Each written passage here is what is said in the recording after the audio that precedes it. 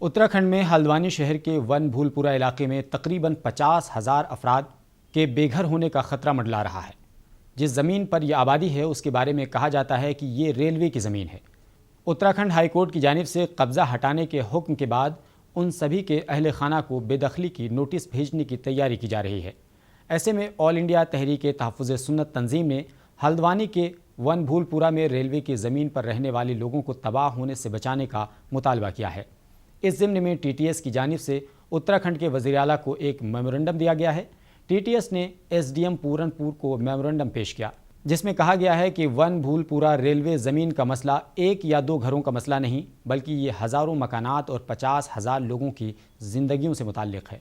ऐसे में इस मामले को संजीदगी से देखने और दरमियानी तौर पर हल निकालने की ज़रूरत है, ताकि हज़ारों लोग बेघर होने से बच जाएँ। फ़िलहाल वन भूलपुरा में ज़बरदस्त एहतजाज का माहौल है और लोग सड़कों पर हैं। वहाँ रहने वालों ने बताया कि साल 2016 में हुकूमत ने इस ज़मीन को नुज़ूल तस्वुर किया था। उनका सवाल यह है कि 6 साल पहले जो ज़मीन रियासती हुकूमत के कब्ज़ों में थी, अब वो रेलवे की कैसे हो गई। यही नहीं बल्कि इससे पहले रेलवे अपनी 29 एकड़ अराज़ी पर गैर कानूनी कब्ज़ा बता रहा था। बादअज़ां उसका रकबा 78 एकड़ बताया गया।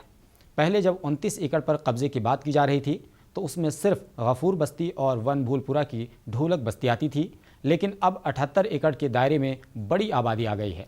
ऐसे में लोग हुकूमत से गुजारिश कर रहे हैं कि उनके आशियानों को यूं ना उजाड़ा जाए, बल्कि उन्हें इज्जत के साथ ज़िंदगी गुजारने का मौका दिया जाए। आज हमने ये ज्ञापन मुख्यमंत्री उत्तराखंड सरकार को दिया है तहसीलदार द्वारा, और इस संबंध में दिया है कि हल्द्वानी में एक जगह है, इसका नाम भूलपुरा, जो कि रेलवे में आ रही है। रेलवे वगैरह उसका अपना दावा दिखा रहा है और उसमें अच्छी खासी मुस्लिम आबादी को वहाँ से हटाने का वहाँ से प्रशासन प्रयास कर रहा है। तो उसके संबंध में ज्ञापन दिया है कि वहाँ कोई बीच का रास्ता निकाला जाए और वहाँ लोग बेघर ना हों।